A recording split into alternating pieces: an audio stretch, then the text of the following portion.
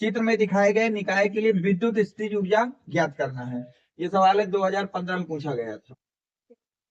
तो स्थितिज ऊर्जा के लिए क्या करते हैं, पेयर बना लेते हैं। क्या बना लेते हैं, इस बिंदु को मान लो ए, इसको मान लो बी और इसको मान लो। तो जब हम स्थितिज ऊर्जा लिखेंगे तो क्या हो जाएगा, यू ए बी के कारण, सही है, प्लस यू ए सी के कारण प्लस यू, कितने पेयर बनेंगे, सबके जोड़े बना लेना। 3 है, एक ए है, एक बी है, एक सी है। तो ए बी, ए सी और बी सी, 3 ही तो जोड़े बनेंगे। जितने जोड़े बने सबको बना दो। अब अलग से इनके सूत्र खोल दो। इसका क्या होगा, 1/4 pi epsilon not A B के बीच में, तो 2q इंटू 3q। अब बीच की दूरी कितनी है, प्लस यू ए सी को ध्यान से देखना, 1/4 पाई एप्सिलॉन नॉट। ए पे कितना आवेश है, 2q, और सी पे कितना है, और दोनों के बीच की दूरी कितनी है, तो यहाँ तक। अब यू बी सी लगा दो, 1/4 पाई एप्सिलॉन नॉट। बी पे कितना आवेश है, 3q, और सी पे कितना है, और दोनों के बीच की दूरी कितनी, हो गया। अब पूरे से हम लोग 1/4 पाई एप्सिलॉन नॉट ए को कॉमन ले लेते हैं। 1/4 पाई एप्सिलॉन नॉट 1/a को क्या कर लो, जब कॉमन करोगे 3 दूनी, यानी कि 6q प्लस 2q प्लस 3, ये बन जाएगा। अब जोड़ दो सबको, 1/4 पाई एप्सिलॉन नॉट, 6 3 9 10 11, यानी कि 11q बाई, बस यही आपकी इस निकाय की स्थितिज ऊर्जा होगी। यही दिए गए निकाय की स्थितिज ऊर्जा होगी। मुझे बताया था, स्थितिज ऊर्जा के सवाल सबसे सरल होते हैं। पेयर बना लो, अलग अलग निकालोगे तो फिर सवाल खींच जाएगा। पहले पेयर बना लो, फिर एक साथ फार्मूला सबके खोल लो। नहीं उस तरह पहले निकालोगे यू ए बी, फिर यू बी सी, फिर यू सी ए, और फिर जाके जोड़ोगे तो एक लंबा काम। 19 नंबर में इतना छोटा रहेंगे। अगला लिखो। इसी तरह के हैं, 2022 में 2 डायग्राम बनाया था। कितने डायग्राम बनाया था, दिए गए चित्रों में ए तथा बी, ए तथा बी में निकायों की स्थिति की, पूरे मैदान का परीक्षा, निकायों की विद्युत स्थिति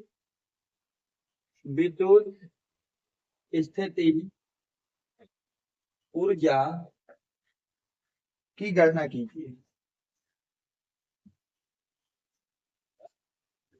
अभी हमारे यहाँ नहीं ये 2022 का सवाल है। आपसे क्या कहा गया था, चित्र ए और बी के 2 निकाय हैं, दोनों में आपको विद्युत स्थिति ऊर्जा बतानी है। तो सबसे पहले आप आएंगे चित्र ए में। चित्र ए में ध्यान से देखना, इस बिंदु को मैं ए मान ले रहा हूँ, इस बिंदु को बी मान ले रहा हूँ, इसको सी। सबसे पहले आप पेयर ही बना लें। क्या बना लें, तो ध्यान देखना, U A B plus U A C plus U A D. पहले तो ए की बात हो गई, अब बी की बात कर लेते हैं। तो U B C, U P D, अगला है यू बी ए। तो बी ए एक बार लिखे हैं, कोई दिक्कत नहीं, सही है। अब एक बार पहुंचो सी में, तो सी डी, सी डी। अब इसके बाद सी ए लिखा है और सी बी लिखा है। डी में पहुंचो, D A D B D C सब लिखे हैं। कितने पेयर बनेंगे, सबको खोलो बेटा ध्यान से। तो ये ए बी को खोलो, 1/4 पाई एप्सिलॉन नॉट। ए का आवेश कितना है, प्लस क्यू, और बी का कितना है, तो यानी कि ये हो जाएगा क्यू इंटू माइनस क्यू, सही है। और दोनों के बीच की दूरी कितनी दी गई है, यहाँ तक सही। पहला प्लस यूएसी में आ जाओ, 1/4 पाई एप्सिलॉन नॉट, सही है। अब ए और सी में देखो आवेश कितना है, ए और सी में प्लस क्यू माइनस क्यू, तो Q into minus Q divide by A और सी के बीच की दूरी क्या होती है, अगर कोई आपका वर्ग बना है, क्या बना है, ये जो दूरी होती है ये होती है √2 भुजा, किसके बराबर होती है, √2, तो भुजा कितनी है ए, तो ये दूरी हो जाएगी √2, सही यहाँ तक, प्लस UAD खोलो बेटा, 1/4πε0, ए पे कितना है वैसे प्लस क्यू और डी पे कितना है, तो क्यू और क्यू का मल्टीप्लाई हो जाएगा, क्यू इंटू क्यू, और दूरी कितनी है ए, सही यहाँ तक, प्लस अभी 3 को ले, चौथा यू BC में आ जाएगी 1/4πε0, बी और सी के बीच में देख लीजिए, आवेश क्या है माइनस क्यू, यानी कि -q इंटू -q, और दूरी कितनी है, तो यहाँ तक, प्लस ये 4 खुल गए, अब हमको क्या खोलना BD, तो BD को ध्यान से देखना, 1/4πε0, बी पे आवेश है -q और डी पे है q, और दोनों के बीच की दूरी क्या, √2a, तो बी और डी भी क्या बनेगा, विकर्ण बनेगा, सही यहाँ तक, प्लस लास्ट कौन सा बचा, CD, तो 1/4πε0, सी पर कितना आवेश है और डी पे कितना है, और दोनों के बीच की दूरी कितनी है, सही है, बस थोड़ा सा सावधानी रखना पड़ता है, एक साथ खोल दिया जाता, खोल दिया, अब पूरे से 1/4πε0 को कॉमन ले लो, क्या कॉमन ले लो, तो ध्यान से देखना बेटा, 1/4πε0 को जब आप कॉमन लेंगे अंदर, नहीं एक को भी ना लो, रूट की समस्या बाद में ले लेंगे, प्लस क्यू माइनस क्यू को मल्टीप्लाई करो तो -q² बाई, तो यहाँ तक, प्लस दूसरे में आइए, क्यू और -q का मल्टीप्लाई है तो ये कितना हो जाएगा, -q² बाई √2, सही है, तीसरे में आइए, तीसरा कहाँ है ये, क्यू और क्यू का मल्टीप्लाई है तो क्या हो जाएगा, प्लस का q² बाई, सही है, चौथे में आइए 1 2 3, हाँ -q से -q को मल्टीप्लाई होगा तो प्लस हो जाएगा, तो प्लस का q² by a, plus -q को प्लस q से मल्टीप्लाई करोगे तो बेटा क्या हो जाएगा, -q², सही है, और नीचे क्या हो जाएगा √2, सही है, तक -q और प्लस q को मल्टीप्लाई करो तो -q², और नीचे बेटा कितना आ जाएगा, सही यहाँ तक, अब ध्यान से देखो, ये प्लस की वैल्यू इस माइनस की वैल्यू से कट जाएगी, ये प्लस की वैल्यू इस माइनस की वैल्यू से, सही यहाँ तक, थोड़ा नोट कर लो, ये वाला मैं चित्र हटाऊंगा, चित्र बन गया, चित्र बन गया, चित्र पर हटा लेता हूँ, ABCD नाम लिख देना, नहीं तो तुम उतना चले कौन सा, सर पिछले वाले क्वेश्चन में तो हमने q² नहीं किया था, किसमें इसके वाले क्वेश्चन तो इस q² रहेगा, क्या करेगा, नहीं किए थे हम, नहीं किए थे, इसको कर लो q² कर दो, लास्ट में कर दो q², बताओ सब में स्क्वायर चलेगा ना, तो लास्ट में केवल q² बना दो, यार सवाल हम गलत पेड़ आ गए, लास्ट में केवल q² बना दो, बस बाकी सब सही, माऊ नहीं किसी सही यहाँ तक बेटा, ये चित्र हटा लो, अब देखना ध्यान से, अब यहाँ से बेटा -q²√2a, -q² बाई √2a, तो क्या बेटा इसको मैं ये लिख सकता हूँ कि u बराबर आपके पास आ गया 1/4πε0 माइनस का 2q² बाई √2a, सही है, अब इससे माइनस को बाहर निकाल लेते हैं, माइनस क्या करते हैं, तो क्या बेटा इसको लिखा जा सकता है u बराबर -1/4πε0, √2 से 2 को भाग दे दोगे तो कितना बचेगा, q², और यही आपके पहले निकाय की स्थिति ऊर्जा है, यही आपके पहले निकाय की क्या है, स्थिति ऊर्जा,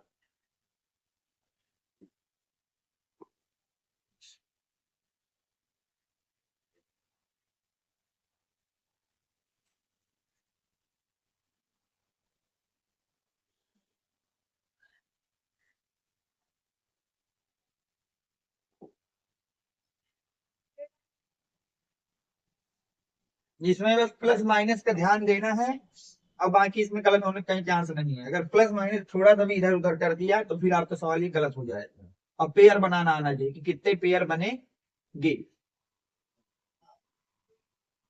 दूसरा कर लोगे अपने से, दूसरा वाला कर लोगे सकता हूँ, वो वाला भी, हाँ तो आएगा इतना ही, तो अपने से कर लेना, पेयर और बना लेना, चलो अगले में चलते हैं, इसको अपने से कर लेना, इसका भी आंसर यही आएगा जो पहले का आया था, चलो आगे,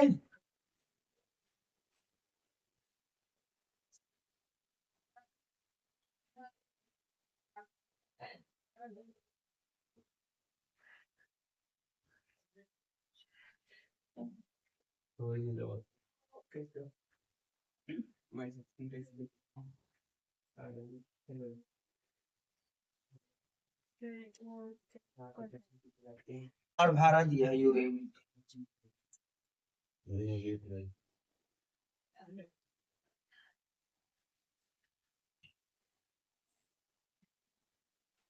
देखो इधर इस सवाल में क्या कह रहा है कि यूरेनियम 238 नाभिक में दो प्रोटॉन है, दो क्या है, जो कि कितनी दूरी पर रखे हैं, 6.0 गुणे 10⁻15 मीटर की दूरी पर है। उनकी पारस्परिक विद्युत स्थिति ऊर्जा निकालना है। तो मान लिया कि एक प्रोटॉन ये है जिसका नाम है Q1 और एक प्रोटॉन ये है जिसका नाम है Q2। दोनों के बीच की दूरी R कितनी दी है, 6.0 गुणे 10⁻15 मीटर। सही है। प्रोटॉन है तो Q1 कितना होगा, 1.6 इंटू 10⁻19 कूलम। और दोनों प्रोटॉन है तो Q2 भी कितना होगा, सही है। दोनों प्रोटॉनों के बीच, दोनों प्रोटॉनों के बीच की स्थिति ऊर्जा ये निकालना है। स्थिति ऊर्जा क्या कहती है, U बराबर 1/4πε0। जिनके बीच में निकालना है उनका आवेश, तो Q1 इंटू भाई वैल्यू रख दो, 1/4πε0 कितना होता है, Q1 कितना होता है 1.6 इंटू 10⁻19 और Q2 कितना होगा 1.6 इंटू 10⁻19 और R की जगह कितना रख दो, 6 इंटू 10⁻15। तो यहाँ तक। अब यहाँ से क्या कहिए कि इस 9 को यहाँ से हटा दीजिए, तो यहाँ 10 बचेगा माइनस का, और 10 को 19 में जोड़ोगे तो हो जाएगा माइनस का 29। तो अब आपके पास और इसको उड़ा दो, 3 तिगाई 9 और 3 19। अब इधर देखो, ये बचेगा 3, ये बचेगा 2, तो अब फाइनल 3 गुणे 1.6 गुणे 1.6, सही है, गुणे 9 पावर घट जाएगी, बचेगा माइनस का 10, और माइनस के 10 में माइनस को 19 जोड़ोगे तो आ जाएगा 10 की घाते माइनस का 10 की घाते माइनस 15 को ऊपर ले जाओगे तो 10 की घाते, सही है तक। अब नीचे सिर्फ आपके पास क्या बचा है, सही है, 2 को इससे उड़ा दो तो ये बचेगा कितना 0.8, 8 का 3 से मल्टीप्लाई कर दो तो आएगा 2.4 बेटा, सही है, इंटू 1.6 इंटू, हम बताइए हाँ 29 में 15 को ऐड करोगे तो कितना बचेगा 10 की पावर -14, सही यहाँ तक। अब 16 का डायरेक्ट इसमें मल्टीप्लाई कर लो, 16 चौको क्या होता है 64, बचेगा 6, 16 दूनी 32, 32 6 38, और कितने अंक बाद दशमलव, गुणे कितना हो जाएगा 10 की घाते -15। सही है, 15 लिखा कहाँ,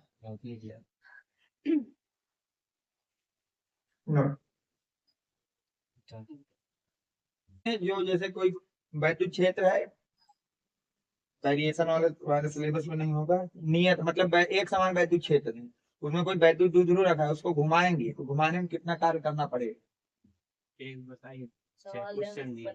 क्वेश्चन देख रहा हूँ, सूत्र तो बताओ भाई। अब नेक्स्ट टाइप के जो सवाल आपके बोर्ड में पूछे जाते हैं बेटा, वो होते हैं एक समान वैद्युत क्षेत्र दिया जाएगा, एक समान बेटा क्या दिया जाएगा, एक समान वैद्युत क्षेत्र में रखे किसी वैद्युत द्विध्रुव को घुमाने में किया गया कार्य, मतलब एक समान कोई वैद्युत क्षेत्र होगा, उसमें एक वैद्युत द्विध्रुव रखा होगा, उसको घुमाएगा वो, तो घुमाने में हमको कितना कार्य करना पड़ेगा ये पूछेगा। तो देखो मान लिया कि ये कोई एक समान वैद्युत क्षेत्र है ई हमारा, इसमें हमने एक वैद्युत द्विध्रुव इस तरह से रख रखा, एक वैद्युत द्विध्रुव का कर रखा है। पहले मान लेते हैं कि ये थीटा कोण बनाए हुए है, कितना कोण बनाए हुए है, θ1, प्रारंभ में कितना कोण बनाए हुए है थीटा। अब इसको घुमा दिया, इसको क्या किया, घुमा दिया, तो जब घुमाएंगे तो इसकी दिशा कुछ ऐसी हो गई, इसको पकड़ा और इस तरफ को हमने क्या कर दिया, रोटेट कर दिया, तो अब जो नया एंगल बना वो कितना बन गया, थीटा 2। तो आपको कार्य निकालना है कि थीटा 1 से थीटा 1 से लेकर थीटा 2 तक उसको घुमाने में कितना कार्य करना पड़ेगा। तो कार्य होता है W equal to PE. W equal to कितना बेटा, पीई कॉस थीटा 1 माइनस, इस सूत्र का प्रयोग करके आप कार्य हमेशा निकालेंगे। द्विध्रुव को वैद्युत क्षेत्र में घुमाने में किया गया कार्य होता है पीई कॉस थीटा 1 माइनस, जहां पी क्या होता है, द्विध्रुव आघूर्ण, द्विध्रुव आघूर्ण, जिसकी वैल्यू क्या होती है Q इंटू 2L, यानी कि द्विध्रुव के एक सिरे का आवेश और दोनों सिरों के बीच की दूरी। ठीक, अब ई तो वैद्युत क्षेत्र ही है, ई को तो जानते हो, ई क्या है बेटा, वैद्युत क्षेत्र की तीव्रता, वैद्युत क्षेत्र की तीव्रता। अब देखो थीटा 1 क्या है, घुमाने से पहले का कोण, किसके कह लो बेटा, घुमाने से पहले का कोण, जब आपने द्विध्रुव को घुमाया नहीं है तब का कोण है ये। और Q2 क्या है, घुमाने के बाद कोण। लिख लो। तो अगर कोई वैद्युत द्विध्रुव है और उसको घुमाओगे तो उसमें आपको कितना कार्य करना पड़ेगा, PE cos theta 1 minus cos theta 2। द्विध्रुव को घुमाने में किया गया कार्य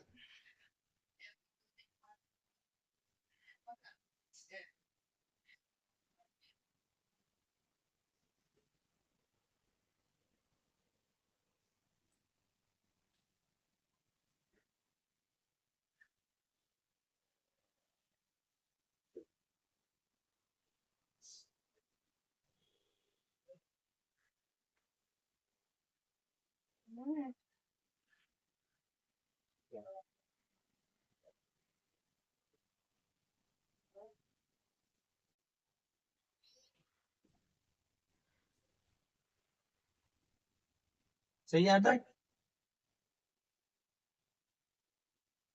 बस एक चीज और याद रखना, अगर किसी सवाल में बोल दे कि द्विध्रुव को स्थायी अवस्था से, किस अवस्था से, स्थायी अवस्था से घुमा रहे हैं, स्थायी अवस्था का मतलब है कि थीटा आपको वहां पे 0 लेके चलना है, थीटा 1, थीटा नहीं, ये बस याद रखना।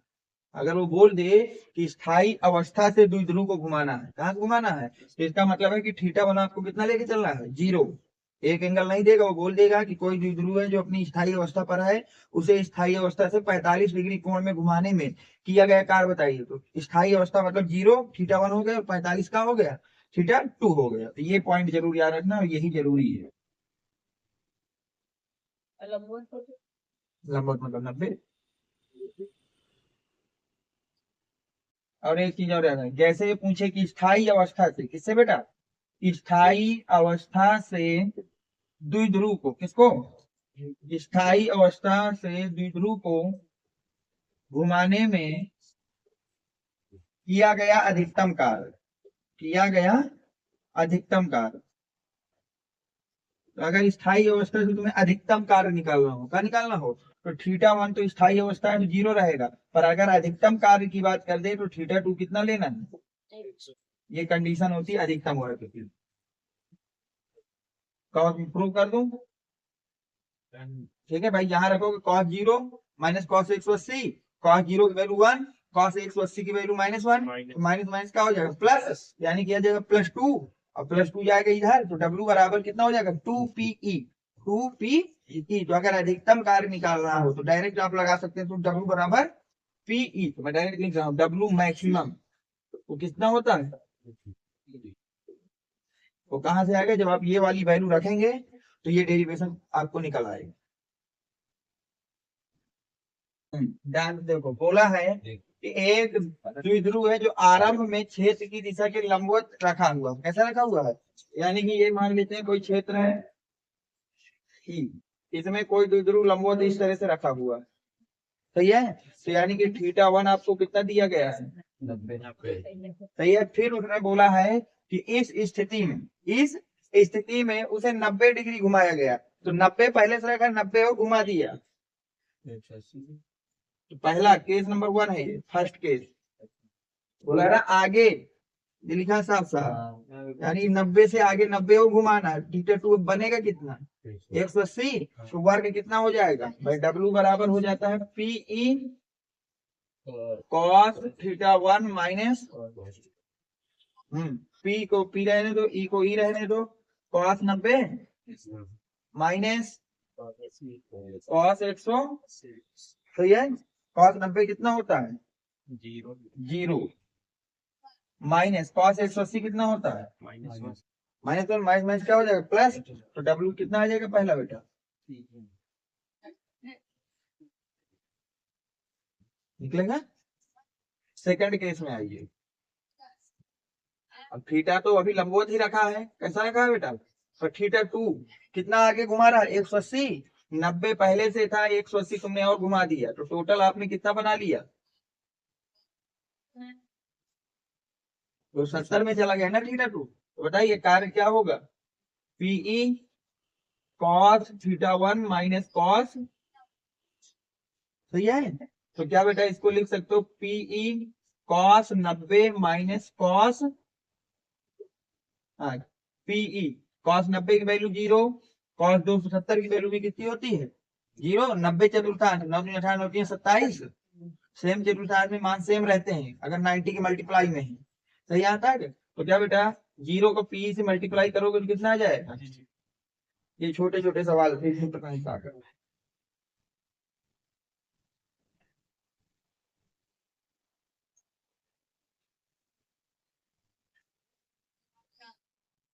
और